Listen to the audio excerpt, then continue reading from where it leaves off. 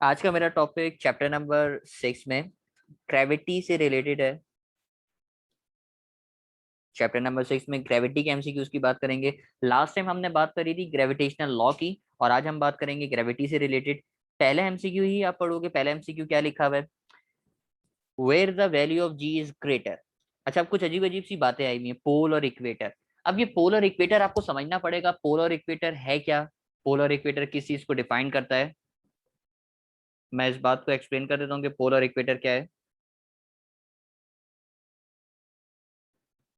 आपके पास ये आपकी अर्थ, मैं अगर अर्थ को बनाने की कोशिश करूं, अर्थ सही नहीं बनी, दोबारा बनाते हैं। ये अर्थ मेरे पास, बेटा अर्थ में इस तरीके से ये इमेजिनरी लाइन होती है। इस तरह की अर्थ में जो इमेजिनरी लाइन मौजूद है, ये लाइन कहलाता है। ये लाइन जो कहला रही है, ये लाइन कहलाती है बेटा मेरे पास पोल। आपने दो तरह के पोल पढ़े होंगे। ये पोल कहलाता है, एक टॉप पे होता है, एक बॉटम पे होता है। तो टॉप वाला होता है वो कहलाता है नॉर्थ पोल, तमाम लोगों ने सुना होगा। ये कहलाता है नॉर्थ पोल। और जो बॉटम वाला होता है ये कहलाता है मेरे पास साउथ पोल। तो ये तो मेरे पास पोल हो गए। पोल के बाद बेटा अर्थ के अराउंड इस तरह से इमेजिनरी लाइन ड्रॉ की गई।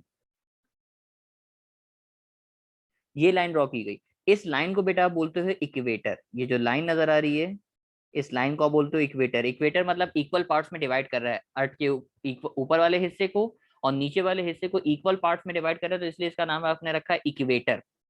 अच्छा, ये दो बातें हो गई। पोल बता दिया आपको, इक्वेटर बता दिया। पोल भी दो तरह के होते हैं, एक कहलाता है नॉर्थ पोल, एक कहलाता है साउथ पोल। आपके पास जो वैल्यू ऑफ जी सबसे ज्यादा होती है, ग्रेटेस्ट वैल्यू होती है, यानी वैल्यूज में मामूली से डिफरेंट होता है, वो वैल्यू होती है बेटा पोल के ऊपर। यानी पोल के ऊपर सबसे ज्यादा ग्रेटेस्ट वैल्यू है।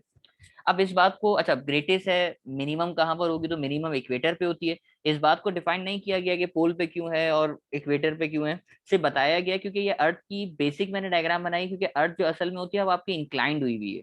23 डिग्री आपकी अर्थ इंक्लाइंड हुई है। पोल ऐसे नहीं होते, बल्कि आपके अर्थ का पोल इस तरीके से होता है। अर्थ इस तरीके से आपकी इंक्लाइंड हुई हुई है। तो बेसिक नॉलेज आपको दी गई कि आपकी जो वैल्यू ऑफ जी है वो सबसे ज्यादा होती है पोल के ऊपर। अब इसी जो अर्थ की आप बात कर रहे हो, अर्थ का जो सेंटर होता है ये कहलाता है आपके पास बिल्कुल अर्थ का सेंटर। अगर आप अर्थ से बेटा अंदर की तरफ आओगे, सेंटर की तरफ, जैसे मैं अगर मैं डायग्राम बना के दिखाऊं, ये आपकी अर्थ। एमसीक्यू नंबर 2 में अगर आप देखोगे क्या बोल रहा है आपसे, the value of G at the centre of earth. यानी अर्थ से अगर आप यहाँ से सेंटर की तरफ आओगे तो सेंटर पे कोई ग्रेविटी नहीं होती, यानी ग्रेविटी की वैल्यू क्या होती है? जीरो होती है। तो एमसीक्यू नंबर 2 का अगर मैं आपसे जवाब पूछूं कि value of G at the centre of earth, तो आप इसका जवाब बताएंगे कितना? जीरो हो जाएगा। तो ये एमसीक्यू नंबर 2 का भी जवाब आ गया मेरे पास। इन दो एमसीक्यू को देख के एमसीक्यू नंबर 3 की तरफ मैं आऊंगा। एमसीक्यू नंबर 3 देखते हैं। एमसीक्यू नंबर 3 में क्या कहा? यहाँ से एमसीक्यू सॉल्व करने वाले जरा एमसीक्यूज हैं, ध्यान से आपको समझना है बातों को, और हर चीज को अंडरस्टैंड करना है ताकि एमसीक्यूज आपको समझ में आए। उसने आपसे कहा, if we go away from the surface of the earth a distance equal to the radius of one half of its value, the value of g will become dash। अब क्या बोलना चाह रहा है, किस तरीके से सॉल्व करोगे, मैं आपको समझाऊं। अब बेटा ये सारी बातें ये न्यूमेरिकल्स में आपने पढ़ी तो है, लेकिन अब ये इस तरह का एमसीक्यू आया हुआ है, एमसीक्यू में दोबारा से समझना है। अब न्यूमेरिकल में आपको बताया था, आपके पास अगर ये अर्थ है, ये अर्थ की सरफेस होती है। शायद आपको ये बात याद हो बेटा, अर्थ की सरफेस से आप जितना भी ऊपर जाते हो, इस ऊपर जाने को आप किससे लिखते हो, ये भी मैं आपको बताऊं। आप अगर सरफेस से ऊपर जा रहे हो, तो सरफेस से ऊपर जाने वाला जो डिस्टेंस होता है उसको आप लिखते हो एच से। याद होगा बेटा, सरफेस पे जो ग्रेविटी होती है उसको आप लिखते हो जी से, और अगर हाइट पे जाते हो तो उस ग्रेविटी को आप लिखते हो जी डैश से। यानी सरफेस पे अगर ग्रेविटी है तो उसको लिखोगे जी से, और अगर हाइट पे जाओगे तो उस ग्रेविटी को लिखोगे बेटा आप जी डैश से। और जबकि हाइट को आप लिख रहे हो किससे? एच से लिख रहे हो। अच्छा, अब वो कितना ऊपर जाने को बोल रहा है आपको? उसने कहा distance equal to the radius, यानी आपका जो डिस्टेंस है वो रेडियस ऑफ अर्थ के बराबर है। अच्छा, सवाल में थोड़ा सा इशू है। सवाल में वर्डिंग मुझे सही नहीं लग रही, इस वर्डिंग को करेक्ट करना होगा। ये हिस्सा काट देते हैं इसका, वरना सवाल आपका सॉल्व नहीं होगा।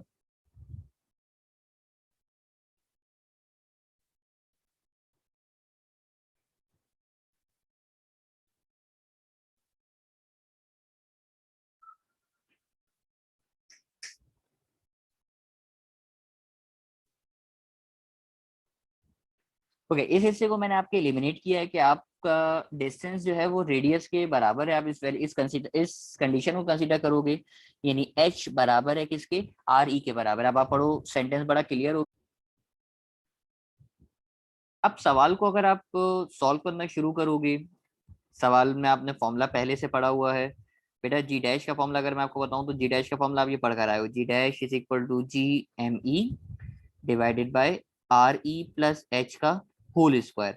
ये फॉर्मूला आप तमाम लोगों ने पढ़ा है, g dash is equal to g M E divided by r e plus h का होल स्क्वायर। चलो इसको पहले मैं इधर से यहीं से लिखना शुरू कर देता हूँ ताकि जगह मुझे ज्यादा मिल जाएगी सॉल्व करने की। G dash is equal to g M E divided by r e plus h का होल स्क्वायर। अब आप एक बात पे गौर करो, वो आपको वैल्यू दे रहा है एच बराबर है मेरे पास किसके, आर ई के बराबर है। यानी जहां पे ये जो एच नजर आ रहा है बेटा, इस एच की जगह पे आप क्या रख दोगे, इस एच की जगह पे आप आर ई रख दोगे। तो मैं इसको सॉल्व करता हूँ, आगे बढ़ते हैं। ये देखिए, ये हो जाएगा g dash is equal to g M e. बेटा नीचे एच लिखा हुआ था तो एच की जगह पे कौन आ जाएगा, आर ई आ जाएगा। इस आर ई में आर ई को अगर आप ऐड करोगे, तो ये बात तो मेरे ख्याल में आप तमाम लोगों ने पढ़ी होगी ना भाई, आर ई में आर ई को ऐड करोगे तो कितने आर ई होंगे। तो आप बोलेंगे सर ये हो जाएगा मेरे पास टू आर ई। तो आंसर बनेगा G M E divided by two R E.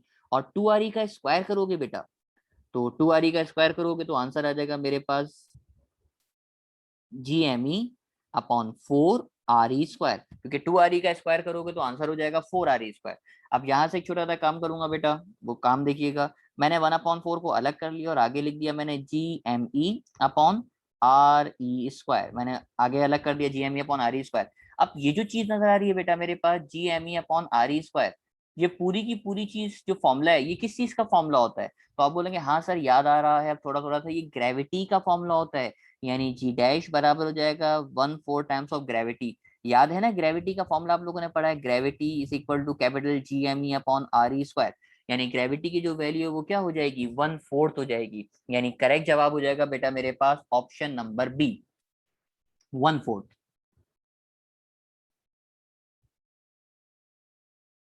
MCQ number three के बाद एमसीक्यू नंबर फोर पे आगे बढ़ेंगे। एमसीक्यू नंबर फोर भी थोड़ा सा ट्रिकी सवाल है, सॉल्व करने वाला एमसीक्यू है। सुकून से इस सवाल को देखते हैं। सवाल में क्या कहा आपसे,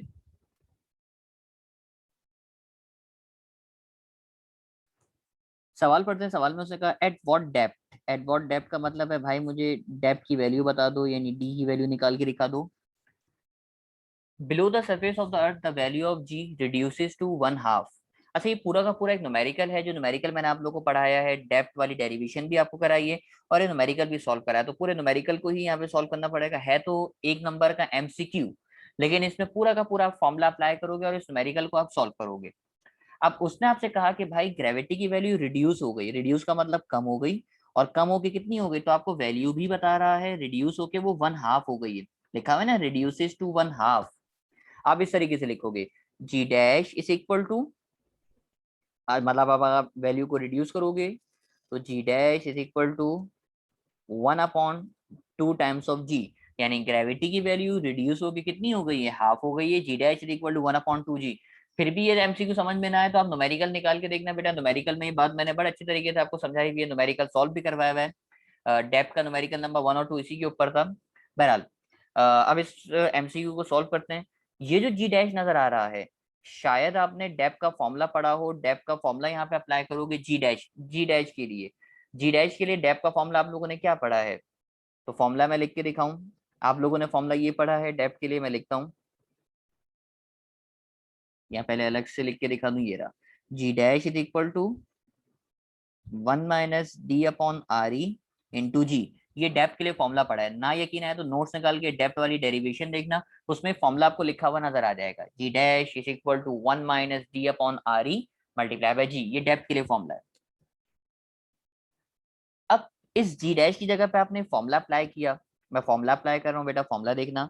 मैंने फॉर्मूला रखा one minus D upon R E multiply by G is equal to, जबकि बराबर में जो लिखा हुआ है वो क्या लिखा हुआ है, बराबर वाली चीज को एज इट इज लिख दोगे। बराबर में लिखा हुआ है मेरे पास one upon two g, yes sir one upon two g लिखा हुआ है। आपने सिर्फ एक काम किया, लेफ्ट वाले जी डैश की जगह उसकी वैल्यू रख दी। जैसी मैंने ये लिखा, कुछ कैंसिल होता हुआ मुझे नजर आ रहा था। कैंसिल क्या हो रहा था, ये जी से ये जी क्या हो जाएगा, कैंसिल हो जाएगा। यस सर जी से जी कैंसिल हो जाएगा। आगे बढ़ते हैं, क्या बचेगा मेरे पास, बच जाएगा 1 - d/r(e) is equal to 1/2। d - r(e) को वहां फेंक दोगे, 1/2 को लेफ्ट पे बुला लोगे, ये बन जाएगा मेरे पास 1 - 1/2 इज इक्वल टू d/r(e). बेटा इन दोनों को माइनस करोगे कैलकुलेटर से, 1 में से 1/2 को यानी एक में से आधा निकालोगे, 1 में से हाफ को माइनस करोगे तो 1/2 बचेगा। जबकि राइट पे लिखा हुआ मेरे पास d/r(e), आर ई को लाके मल्टीप्लाई कर दोगे तो डेप्थ का जो आंसर आ जाएगा वो क्या आ जाएगा, 1/2 RE आ जाएगा। यानी करेक्ट जवाब मुझे नजर आ रहा है ऑप्शन नंबर बी, यानी RE/2। इसको ऐसे भी तो लिख सकते हो, D is equal to RE/2, same answer आपका कंसिडर किया जाएगा। तो करेक्ट आंसर इसका होगा ऑप्शन नंबर ए। आपने एमसीक्यू देखा बेटा, ये एमसीक्यू पूरा का पूरा एक न्यूमेरिकल की तरह का एमसीक्यू था, जो आपको न्यूमेरिकल की तरह ही सॉल्व करना पड़ेगा, और आप इसके आंसर तक जब भी पहुंच सकते हो, वरना ये सॉल्व आपसे नहीं होगा एमसीक्यू।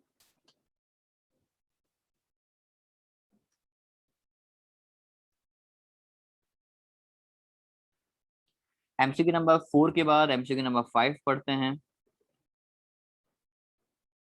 एमसीक्यू नंबर 5 देखिए अब।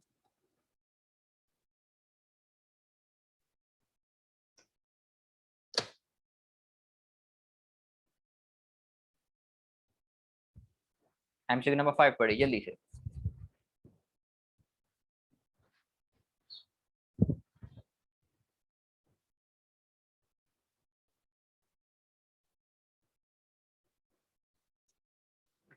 सवाल में आपसे कह रहा है एमसीक्यू नंबर 5 में, the radius of a planet is 5 times the radius of the earth but same mass, the value of G on the planet is dash.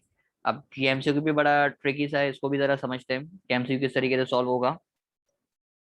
Gravity का फॉर्मूला है मेरे पास, आप तमाम लोगों ने पढ़ा है, g is equal to G m e/r e²। उसने कहा रेडियस जो है, the radius of the planet is कितने टाइम्स, आपको खुद बता रहा है वो कि भाई रेडियस जो है आपने 5 टाइम्स कर दिया। यानी आप छोटा सा एक काम करोगे, जहां RE नजर आ रहा है वहां पे आप क्या रख दोगे, वहां पे आप रख दोगे 5RE। अब देखो जहां पे RE नजर आ रहा है, ये RE दिख रहा है ना आपको, जहां RE दिख रहा है RE की जगह पे रखोगे 5RE, तो क्या बनेगा, G m e/5 RE का स्क्वायर। बेटा 5RE का स्क्वायर करोगे तो क्या हो जाएगा, तो आप बोलेंगे सर ये हो जाएगा G m e/25 RE², क्योंकि 5 का स्क्वायर होता है 25। बेटा 25 को अगर अलग कर लोगे तो क्या हो जाएगा, G m e/RE² अलग हो जाएगा, और यहाँ पे आ जाएगा मेरे पास 1/25। जबकि ये पूरा का पूरा जो फॉर्मूला नजर आ रहा है G m e/RE², ये किस चीज का फॉर्मूला होता है, तो आप बोलेंगे यस सर, अरे सर याद आ गया, ये फॉर्मूला तो ग्रेविटी का होता है, यानी जो ग्रेविटी है वो कितने टाइम्स हो जाएगी, 1/25 टाइम्स ऑफ जी। तो करेक्ट आंसर हो जाएगा ऑप्शन नंबर डी, यानी करेक्ट आंसर होगा 1/25 जी। अब सेम सवाल चलो मैं आपको प्रैक्टिस के लिए देता हूँ। आप 5 टाइम्स नहीं करो, आप एक काम करो, इसको कर दो 4 टाइम्स। अब आंसर क्या होगा, अगर 4 टाइम्स करोगे तो आंसर क्या होगा, आप बोलेंगे सर सॉल्व करने की कोशिश करो, पहले आप देखो, ट्राई करो।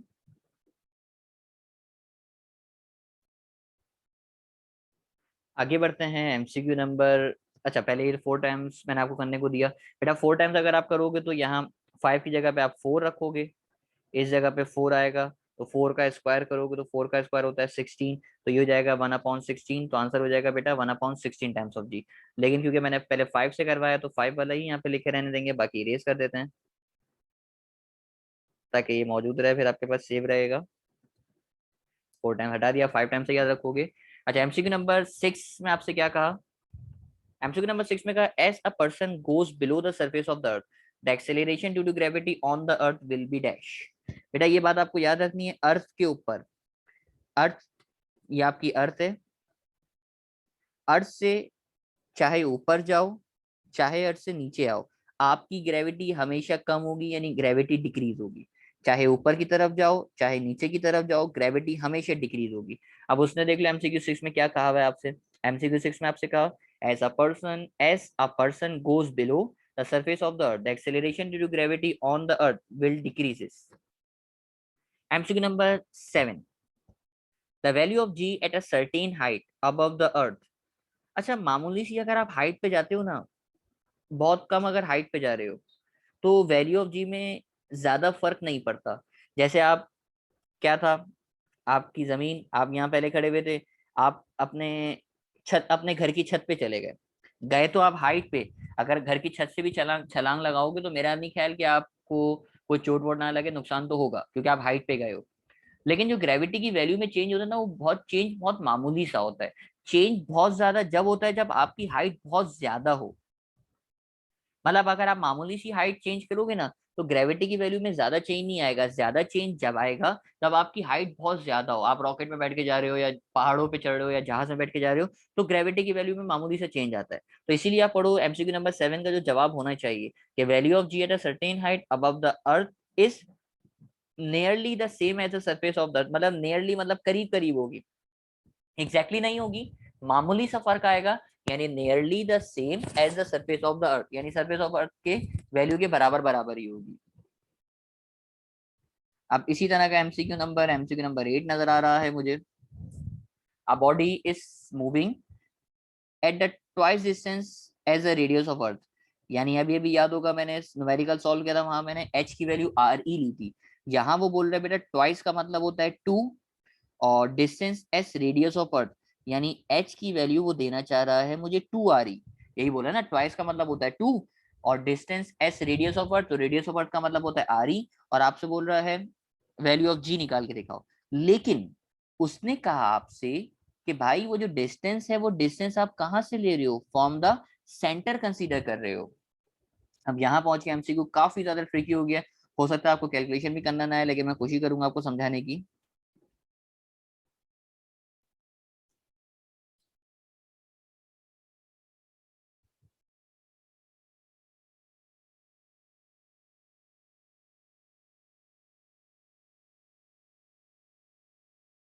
आप जो हाइट पे जाते हो बेटा, ये हाइट होती है आपकी सरफेस से।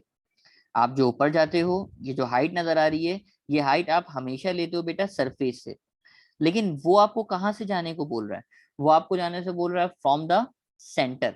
सेंटर से आपको बता रहा है कि भाई सेंटर से आप गए हो। अब देखो ग्रेविटी का जो फॉर्मूला है ना, वो ग्रेविटी का फॉर्मूला क्या है, जो आपने फॉर्मूला पढ़ा हुआ है हाइट पे जाने का, मैं फॉर्मूला लिख के दिखाऊं, ये है g dash is equal to GME divided by RE plus h का होल स्क्वायर।